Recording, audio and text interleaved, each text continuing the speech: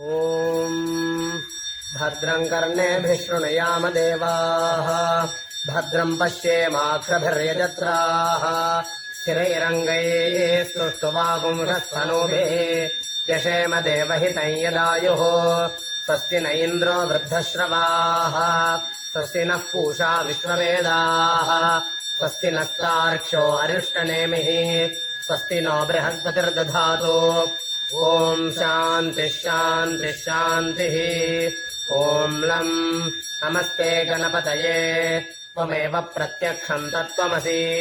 त्वमेव केवलं कर्तासि त्वमेव केवलं धर्तासि त्वमेव केवलं हर्तासि त्वमेव सर्वं खल्विदं ब्रह्मासि त्वं साक्षादात्मासि नित्यम् ऋतम् अस्मि सत्यम् अस्मि अवत्वं माम् अववक्तारम् अवश्रोतारम् अवदातारम् अवधातारम् अवानोजानमवशिष्यम् अवपुरस्तात् अवदक्षिणात्तात् अवपश्चात्तात् अवोत्तरात्तात् अवचोर्ध्वात्तात् अवाधरात्तात् सर्वतो माम् पाहि पाहि समन्तात्।